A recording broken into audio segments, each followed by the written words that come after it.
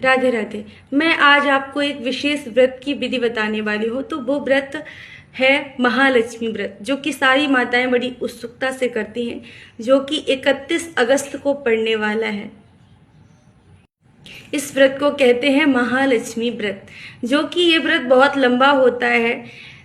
मैंने कहा ना, अष्टमी के दिन से इसकी शुरुआत होती है, तो 16 दिन तक ये व्रत चलता है। तो 16 दिनों में हमें क्या क्या नियमों का पालन अवश्य ही करना चाहिए।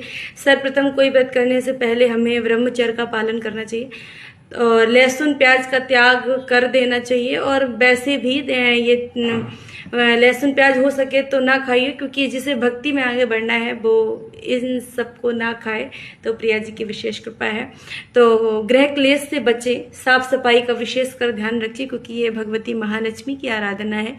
और झाड़ू को इधर उधर स्थानों पे ना फेंके, सही स्थान पर रखें और भगवान का पूजन करें। सूर्य उदय से पहले उठें। मैंने भगवान का इसलिए कहा क्योंकि लक्ष्मी माँ की आराधना कभी भी अकेले नहीं होती। इसमें भगवान नारायण की आराधना माँ के साथ अवश्य करें, लक्ष्मी नारायण का पूजन करें। और सूर्य उदय उठकर सूर्य भगवान को सर्वप्रथम जल दें, फिर भगवती महालक्ष्मी की आराधना करें। हो सके तो एक चौकी बना लीजिए, उस पर लाल वस्त्र बिछा लीजिए, चावल मुट्ठी भर चावल का ढेर रख लीजिए, उसमें भगवान नारायण और मैया लक्ष्मी की विग्रह स्थापित कर लीजिए और माँ की आराधना करिए। तो विशेषकर इस व्रत में मैं आपको बता दूं, 16 चीज़ों की बहुत बड़ी महत्ता है। महान लोग मानते हैं कि अगर 16 हर वस्तु आपके पास है, लेकिन ये सामर्थ्य के अनुसार है। अगर 16 वस्तु हम नहीं ला सकते तो कोई बात नहीं, 2 चीज़ें 16 अवश्य होनी चाहिए। वो क्या है?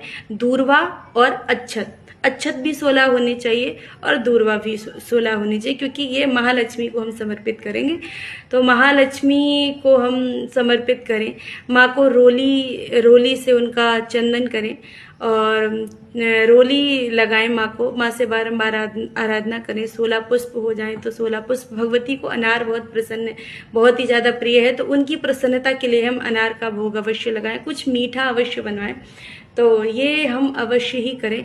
5 जगह दीपक हो जाए तो अवश्य ही जलाएं। सर्वप्रथम अपने मंदिर में, दूसरा पीपल के पेड़ के नीचे, तीसरा गौशाला में, चौथा तुलसी के समक्ष और 5वां अपनी डेहरी के समीप। मैंने एक विशेषकर बात आपको नहीं बताई, इस पूजन में भगवती की आराधना करें और किसी कन्या के चरण अपने द्वार पर छापें और रोज आराधना करें पुष्प धूप दीप से। और वहां पर एक दीपक अवश्य लाएं और स्वच्छता का विशेष कर ध्यान रखें, क्योंकि आपके वो घर की देहरी है। तो विशेष कर ध्यान रखने, अपनी कुलदेवी का भी स्मरण इस व्रत में अवश्य ही करें और भगवती से आराधना करें। श्री सूक्तम का हो सके तो पाठ अवश्य करें, अगर नहीं हो सकता है तो माँ से प्रार्थना करें, लेकिन एक मंत्र का उच्चारण आप जरूर ही करें। 1 से 8 बार उसका जप करें।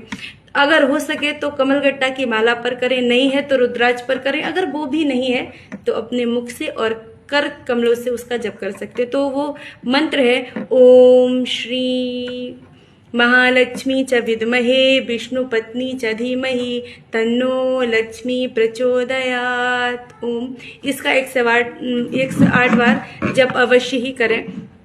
16 जौ के दाने अवश्य चढ़ाएं। 16 बार दूर्वा अवश्य ही चढ़ाएं। रेशमी धागा लें और उसमें 16 बार गांठ लगाएं। पहले उससे 16 बार धागे को कर लें, इसके बाद 16 गांठ लगाएं। और जिस दिन से अष्टमी से उसका पूजन प्रारंभ हो जाता है, माँ से भगवती से बारंबार प्रार्थना करें और 16 गांठों का पूजन अवश्य करें। आने वाले समय में आप उसे अपने हाथ पर बांध सकते हैं। अगर किसी माता का विवाह हो गया है तो वो सीधे हाथ पर बांधेगी। अगर कुंवारी कन्या या फिर कुंवारी कन्या इस व्रत को करती हैं तो वो अपने दाहिने हाथ पर इसे को बांधेगी, बाएं हाथ में इसको बांधेगी। तो इस व्रत को आप अवश्य करें। माँ से बारंबार प्रार्थना करें, श्री सूक्तम का पाठ करें, अपने श्रद्धा अनुसार इस व्रत को अवश्य ही करें। माँ लक्ष्मी आप पर कृपा अवश्य ही बरसाएंगी। तो इस मंत्र को अवश्य जपें, श्री सूक्तम का पाठ अवश्य करें। माँ भगवती आप पर कृपा अवश्य ही बरसाएंगी। जय बोलिए वृंदावन बिहारी लाल की जय।